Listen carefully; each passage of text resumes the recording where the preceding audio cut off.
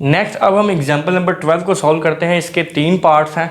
First part अभी हम solve करते हैं। पहले इसका स्टेटमेंट कुछ इस तरह से है, let G be a group and A B belongs to G. G एक ग्रुप है और 2 एलिमेंट्स हमने इसमें से उठाए हैं ए और बी।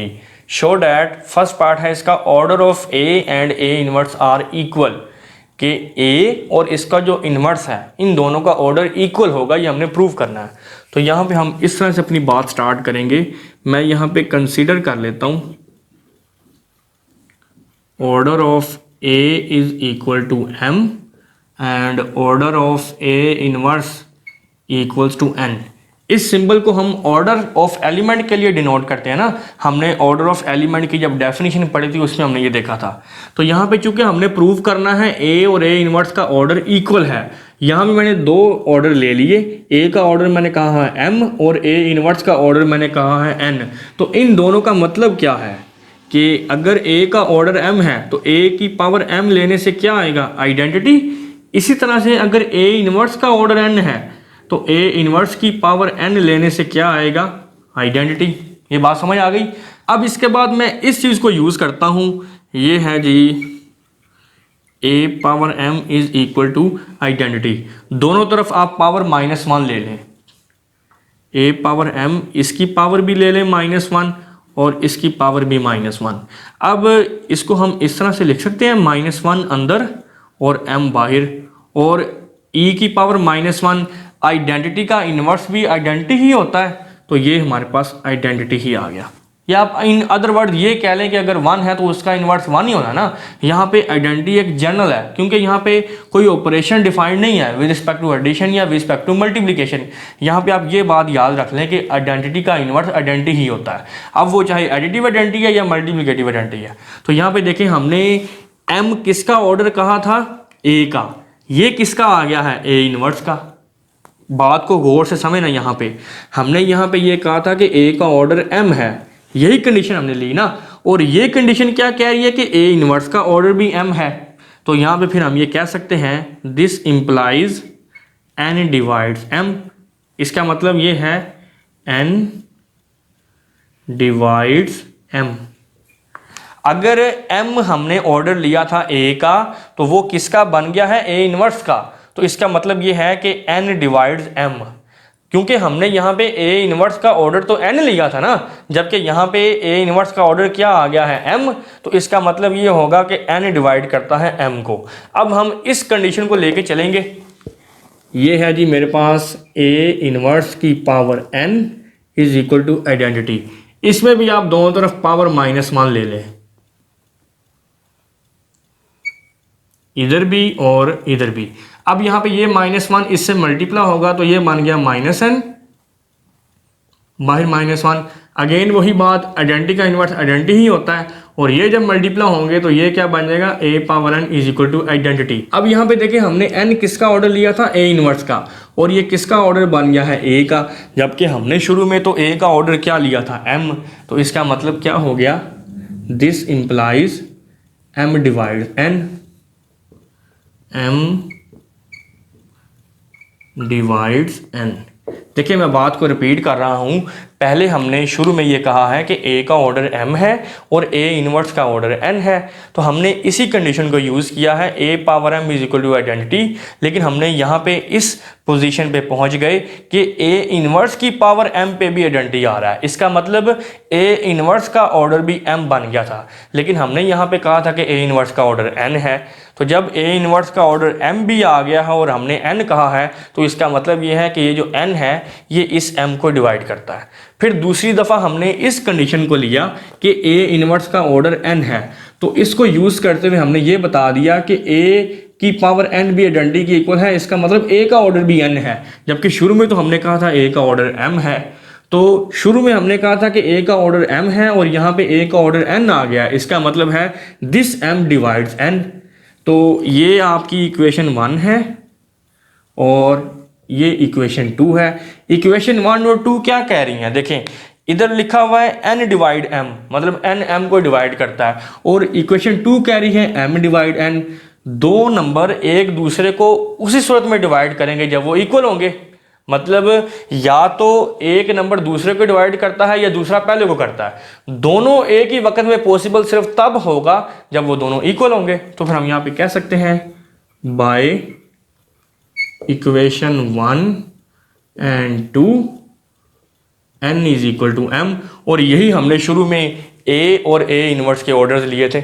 शुरू में हमने यही कहा था ना कि a का ऑर्डर m है और a इनवर्स का ऑर्डर n है, तो ये दोनों इक्वल हो गए हैं। तो फिर इससे ये बात साबित हो गई है कि a और a इनवर्स के जो ऑर्डर्स हैं ये इक्वल है। सो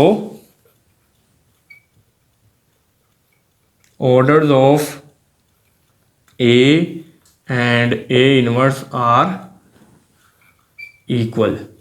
तो आई होप ये फर्स्ट पार्ट इस एग्जाम्पल का आपने अच्छे तरीके से अंडरस्टैंड कर लिया होगा। नेक्स्ट अब हम एग्जाम्पल नंबर 12 का सेकंड पार्ट सॉल्व करते हैं। इसमें ये है G order of A and B inverse A B are equal. इसको भी हम सेम उसी टेक्निक से सॉल्व करेंगे जिस तरह से हमने इसका फर्स्ट पार्ट सॉल्व किया है। इसमें हमने इन दोनों का ऑर्डर सेम प्रूव करना है। तो शुरू में हम वही बात करेंगे यहाँ पे, order of A is equal to M and order of b inverse a b equals to n।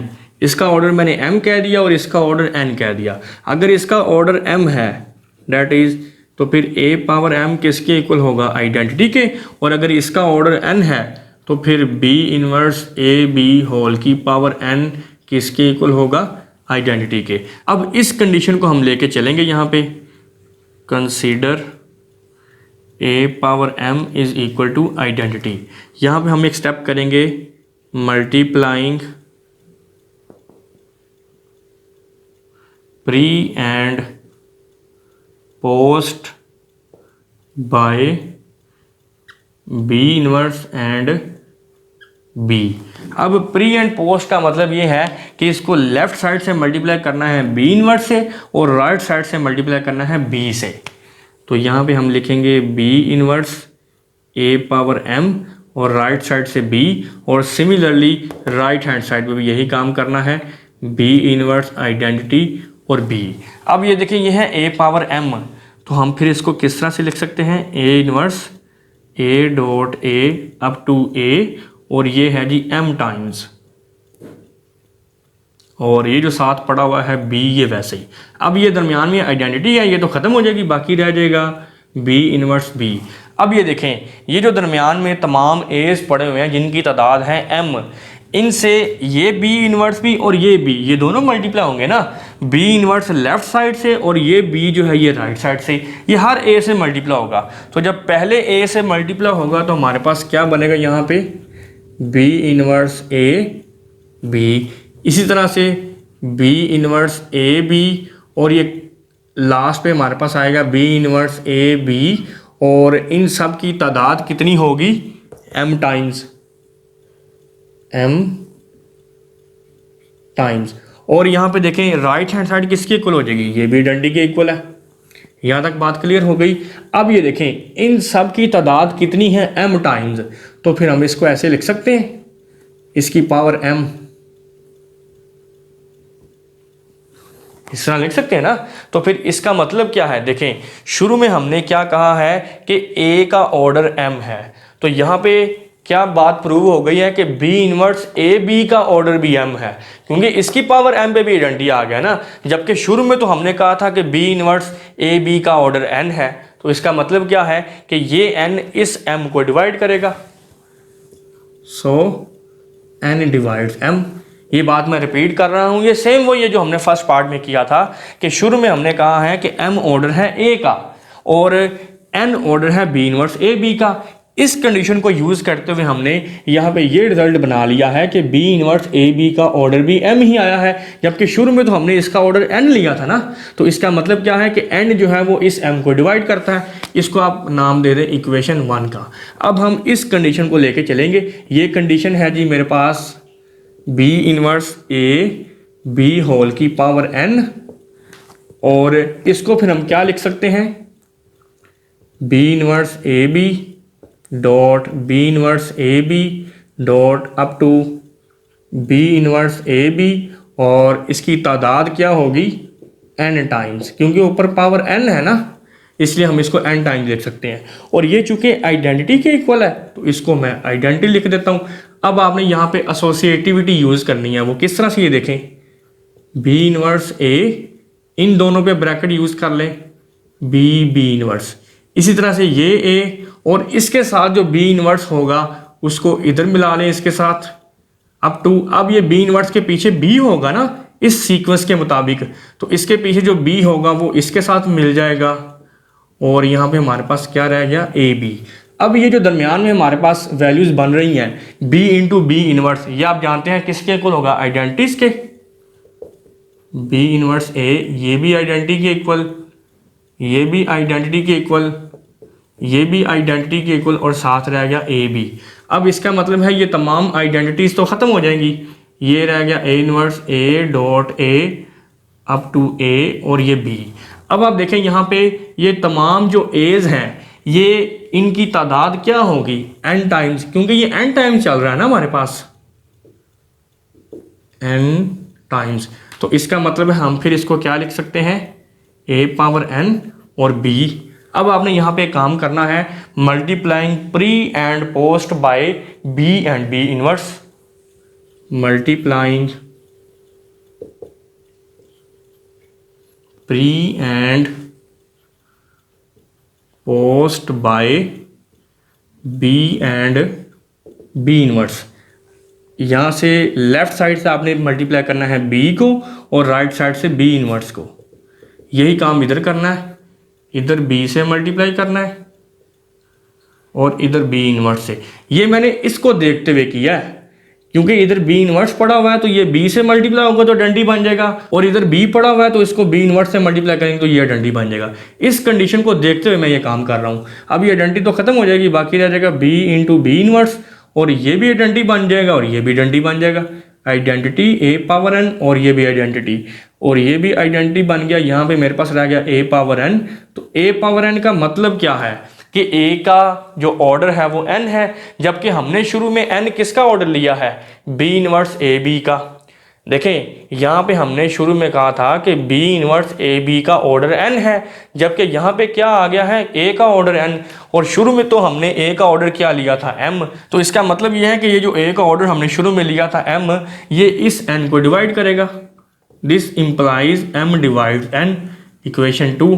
तो सेम वही कंडीशन बन गई है जो इसके फर्स्ट पार्ट में बनी थी कि अगर n m को डिवाइड करता है और m n को डिवाइड करता है, ये दोनों कंडीशंस एक ही वक्त में सिर्फ तब पॉसिबल हैं जब ये दोनों इक्वल हों। So by equation 1 and 2 n is equal to m, दोनों ऑर्डर इक्वल हो गए। और यही हमने प्रूव करना था कि order of A and B inverse A B are equal.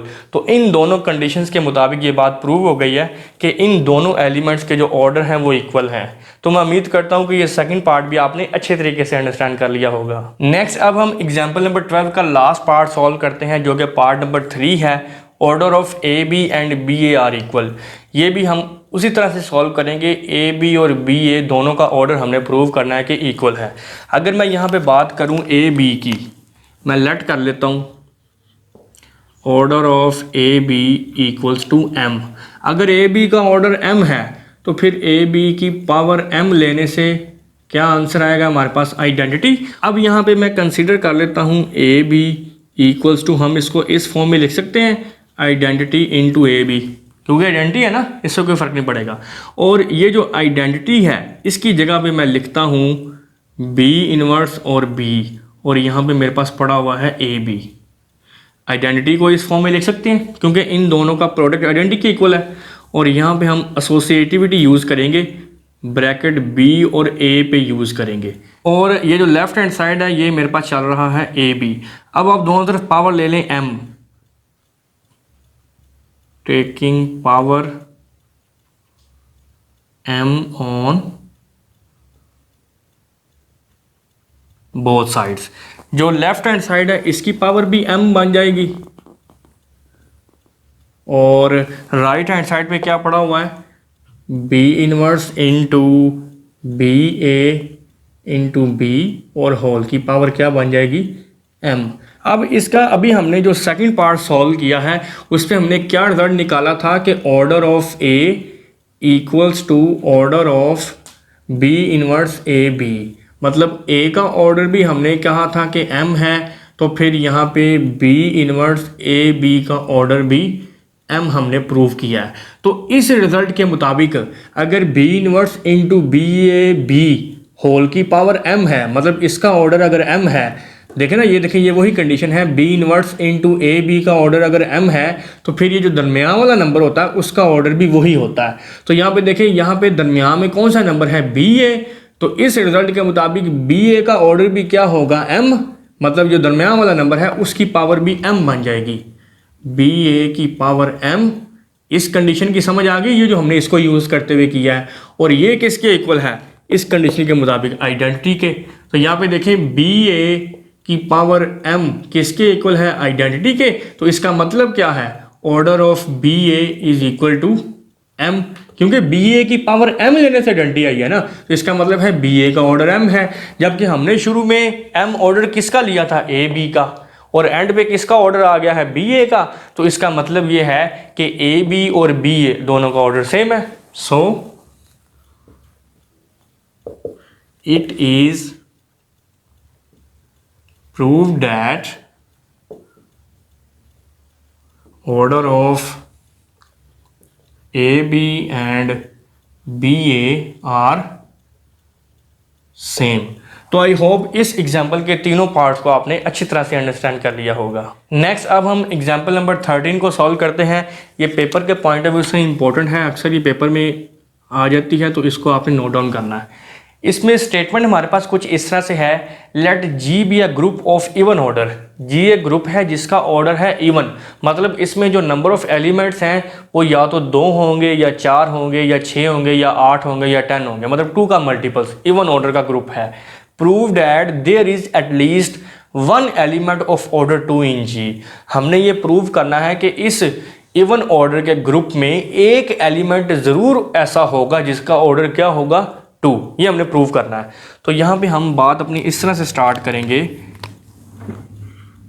As G is a group of even order,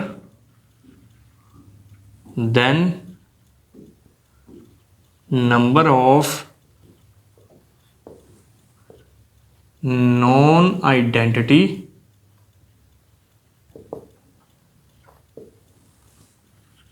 elements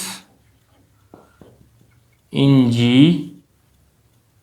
are odd. इसका मतलब ये है कि अगर G एक इवन ऑर्डर का ग्रुप है तो उसमें जो नॉन आइडेंटिटी एलिमेंट्स होंगे उनकी तादाद कितनी होगी, ओड। मिसाल के तौर पर अगर मैं कहता हूँ जी मेरे पास इवन ऑर्डर का ग्रुप है जिसका ऑर्डर है 8, तो उसमें जब हम आइडेंटिटी को निकाल देंगे तो बाकी 7 एलिमेंट्स बचेंगे, मतलब बाकी जो एलिमेंट्स की तादाद होगी वो ओड होगी। इसी तरह से आप किसी भी इवन ऑर्डर का ग्रुप ले लें, मिसाल के तौर पर मैं 20 ऑर्डर का ग्रुप ले लेता हूं, तो उसमें जब हम आइडेंटिटी को निकाल देंगे बाकी रह जाएगी एलिमेंट्स की तादाद 19, तो वो ओड है। तो यही बात मैंने यहाँ पे लिखी है, number of non identity elements in G are odd, odd ही होगी ना। और इसके बाद since inverse of each element also belongs to G। और ये हमें पता है कि किसी भी ग्रुप में जो हर एलिमेंट का इन्वर्स होता है वो उसी ग्रुप से बिलोंग करता है। तो जब हम नॉन आइडेंटिटी एलिमेंट्स की बात करेंगे उनकी तादाद होगी ओड, और उस ग्रुप में हर एलिमेंट का इन्वर्स उससे बिलोंग करेगा। तो जब हम ऐसे एलिमेंट्स का पेयर बना लेंगे जो एक दूसरे के इन्वर्स होंगे, आफ्टर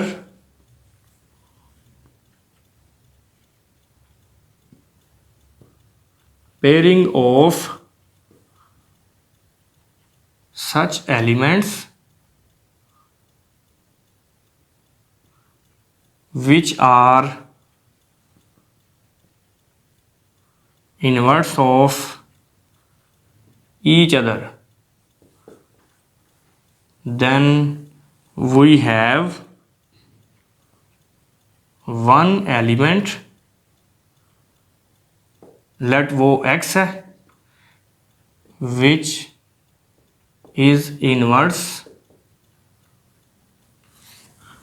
ऑफ इटसेल्फ। देखें, अगर हम बात कर रहे हैं कि हर एलिमेंट का इन्वर्स उस ग्रुप में मौजूद होगा और एलिमेंट्स की तादाद कितनी रह गई थी नॉन आइडेंटिटी एलिमेंट्स की, ओड, तो जब हम उनकी पेयरिंग बनाएंगे आपस में, मिसाल के तौर पर अगर मेरे पास एक ग्रुप है जिसका ऑर्डर है 8, मिसाल के तौर पर मैं आपको समझाने के लिए बताने लगा हूं कि अगर ग्रुप है 8 ऑर्डर का, अगर हम यहां से आइडेंटिटी निकाल देंगे, आइडेंटिटी हमने निकाल दी, बाकी एलिमेंट्स कितने रह गए 7, तो 7 एलिमेंट्स में हमने ये देखना है कि हर एलिमेंट का इन्वर्स उसमें मौजूद होना चाहिए। हमने तो निकाली आइडेंटिटी है, तो इसका मतलब ये है कि जब 7 एलिमेंट्स में से हम 2-2 का पेयर बनाएंगे, एक पेयर फर्ज कर लें ये बन गया, एक पेयर बन जाएगा ये, एक पेयर बन जाएगा ये, तो फिर हमारे पास एक एलिमेंट बाकी बच जाएगा जो किसी भी एलिमेंट का इन्वर्स नहीं होगा। क्यों ऐसा होगा? क्योंकि नंबर ऑफ एलिमेंट्स हमारे पास ओड है। एक एलिमेंट जब दूसरे का इन्वर्स बन जाएगा, इसी तरह 3-4 का इन्वर्स बन जाएगा, 5-6 का इन्वर्स बन जाएगा, तो फिर एक एलिमेंट तो हमारे पास बाकी बचेगा और वो ऐसा एलिमेंट होगा जो अपना इन्वर्स होगा। ये मैंने लिखा ना, then we have one element जिसको मैंने x का नाम दिया है, which is inverse of itself, ये अपना ही इन्वर्स होगा और ये आइडेंटिटी के इक्वल नहीं होगा, क्योंकि आइडेंटिटी तो हमने पहले निकाल दी थी ना, हमने यहाँ पे नॉन आइडेंटिटी एलिमेंट्स लिए थे, तो यहाँ पे फिर इसको हम लिख सकते हैं x is equal to x inverse, क्योंकि ये अपना ही इनवर्स है ना। अब आप x से मल्टीप्लाई कर दें दोनों तरफ, ये बन जाएगा एक्स स्क्वायर और ये बन जाएगा identity. X square is equal to identity है, इसका मतलब क्या है? Order of x is equal to 2, और यही हमने प्रूव करना था कि element of order 2 in G। अब मैं इसको रिपीट करता हूँ सारी बात को दोबारा से। स्टेटमेंट एक्चुअली हमारे पास ये थी कि अगर हमारे पास एक इवन ऑर्डर का ग्रुप है और फिर उसमें एक ऐसा एलिमेंट ज़रूर एग्जिस्ट करेगा जिसका ऑर्डर 2 होगा, तो यहाँ पे हमने अपनी बात यहाँ से स्टार्ट की कि अगर एक इवन ऑर्डर का ग्रुप है तो उसमें जो नॉन आइडेंटिटी एलिमेंट्स की तादाद है वो ओड होगी। जैसे मैंने यहाँ पे आपको एग्जांपल दी कि अगर मैं 8 ऑर्डर का ग्रुप ले लूँ और उसमें से आइडेंटिटी को निकाल दूँ तो बाकी कितने एलिमेंट्स बनेंगे 7, तो उनकी तादाद क्या होगी? ओड। और उसके बाद मैंने कहा है since inverse of each element also belongs to G, हर एलिमेंट का जो इनवर्स है वो ग्रुप में मौजूद होगा, तो जब हम इनकी पेयरिंग बना लेंगे, after pairing of such elements which are inverse of each other, हम इन 7 में से 2-2 का पेयर बनाएंगे जो एक दूसरे के इनवर्सेस होंगे। जैसे मैंने यहाँ पे आपको एग्जांपल दी, 1 का इनवर्स 2 है, 3 का इनवर्स 4 है, 5 का इनवर्स 6 है, तो फिर भी एक एलिमेंट हमारे पास ऐसा बच जाएगा और वो क्या होगा? वो किसी दूसरे एलिमेंट का इनवर्स नहीं होगा बल्कि वो अपना ही इनवर्स होगा। इसलिए मैंने यहाँ पे लिखा है then we have one element x which is inverse of itself, जो कि आइडेंटिटी नहीं होगा लेकिन वो अपना इनवर्स होगा।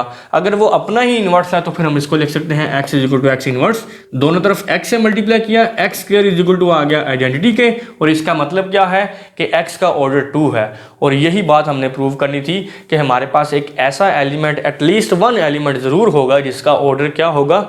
2। तो मैं उम्मीद करता हूं कि एग्जाम्पल नंबर 13 आपने अच्छे तरीके से अंडरस्टैंड कर ली होगी। नेक्स्ट अब हम एग्जाम्पल नंबर 14 को डिस्कस करते हैं। इसकी स्टेटमेंट कुछ इस तरह से है, let G be a group and X be an element of odd order in G। G हमारे पास एक ग्रुप है और X इस G का एक ऐसा एलिमेंट है जिसका ऑर्डर क्या है? ऑड, मतलब इसकी पावर ऑड पे आइडेंटिटी आएगी। Then there exist an element Y in G such that Y square is equal to X, तो फिर y एक ऐसा एलिमेंट होगा G में जिसका स्क्वायर लेंगे तो वो x के इक्वल होगा। इसको अब हम यहाँ पे सॉल्व करेंगे और अपनी बात हम यहाँ से स्टार्ट करेंगे। Let x be an element of odd order in G। अगर x एक ऐसा एलिमेंट है जिसका ऑर्डर ओड है और वो G से बिलोंग कर रहा है एलिमेंट, तो फिर x की पावर 2n+1 पे आइडेंटिटी बनेगी ना। आप जानते हैं ऑड नंबर्स को हम 2n+1 से डिनोट करते हैं, और यहाँ पे जो n है ये आपका नॉन नेगेटिव इंटीजर है। अच्छा, अब ये हमारे पास कंडीशन है जो उसने स्टेटमेंट में हमारे पास दी है। अब इसके बाद हम ये जानते हैं क्लियरली जी में एलिमेंट्स होंगे हमारे पास x पावर 1 की शक्ल के, x power 2, x power 3 up to आगे जाके कहीं x पावर n भी आएगा और x पावर n प्लस 1 भी आएगा और आगे चलते जाएं अगर हम तो x की पावर कोई 2n। ये तमाम एलिमेंट्स जो हैं वो g से बिलोंग कर रहे हैं। यहाँ तक बात क्लियर है। अच्छा, अब यहाँ पे अगर हम इस एलिमेंट को उठा लें x की पावर n प्लस 1 को, मैं ये कहता हूँ जी लेट ये y के इक्वल है x पावर n प्लस 1। दोनों तरफ आप स्क्वायर कर लें, squaring y square is equal to x की पावर n प्लस 1 और ऊपर हमने ले लिया स्क्वायर। अब हम यहाँ पे इसको मल्टीप्लाई करेंगे अंदर तो ये बनेगा 2n प्लस 2 और इसको हम लिख सकते हैं x की पावर 2n प्लस 1 और एक x अलहदा कर दिया। इस तरह से हम पावर्स को ब्रेक कर सकते हैं ना। और ये y square is equal to ये किसके इक्वल है, x पावर 2n प्लस 1, ये तो आइडेंटिटी के इक्वल है क्योंकि x जो हमने एलिमेंट उठाया था उसका ऑर्डर था ओड और ओड पावर लेने से ये किसके इक्वल है, आइडेंटिटी के। और इधर रह गया x, तो फिर ये हमारे पास प्रूव हो गया y square is equal to x और यही हमारा रिक्वायर्ड रिजल्ट था। अब मैं इस पूरे को रिपीट करता हूँ, आपने गौर से समझना है। स्टेटमेंट हमारे पास ये थी कि G एक ग्रुप है और X इस G का एलिमेंट है जिसका ऑर्डर है ओड, मतलब X एक ओड ऑर्डर का एलिमेंट है G का। और हमने ये प्रूव करना था then there exist an element Y in G such that y square is equal to x।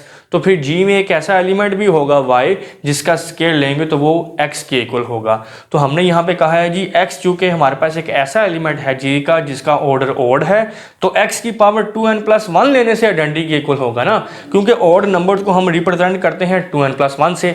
और उसके बाद मैंने ये बताया कि G में हमारे पास इस तरह के एलिमेंट्स होंगे x की पावर 1, x की पावर 2, x की पावर 3 और आगे जाके कहीं आएगा x की पावर n, फिर x की पावर n प्लस 1 और फिर x की पावर 2n। ये तमाम एलिमेंट जो हैं वो G से बिलोंग कर रहे हैं। और यहाँ से हमने फिर इस एलिमेंट को उठाया है x की पावर n प्लस 1 को, जिसको मैंने y के इक्वल लिया है, दोनों तरफ स्क्वायर कर लिया, फिर इसको हमने लिखा है 2n प्लस 1 और 1 लेदा और x की पावर 2n प्लस 1 ये किसके इक्वल है, आइडेंटिटी के।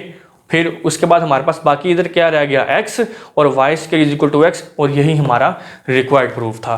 तो आई होप ये एग्जांपल भी आपने अच्छे तरीके से अंडरस्टैंड कर ली होगी। और यहाँ पे मैं आपको एक बात बताता चलूँ कि इस चैप्टर के इंट्रोडक्शन से लेकर एग्जाम्पल नंबर 14 तक हमने जितनी भी डेफिनेशंस की हैं, जितने भी थ्योरम्स पढ़े हैं, जितनी भी एग्जाम्पल सॉल्व की हैं, ये सारी पेपर का हिस्सा है, पेपर के पॉइंट ऑफ व्यू से इम्पोर्टेंट है। आपने इनमें से कोई चीज़ स्किप नहीं करनी। और नेक्स्ट हम इंशाल्लाह एक्सरसाइज 2.1 स्टार्ट करेंगे। तो मैं उम्मीद करता हूँ कि आज के इस लेक्चर में हमने जितनी भी चीज़ें पढ़ी हैं ये आपने अच्छे तरीके से अंडरस्टैंड कर ली होंगी।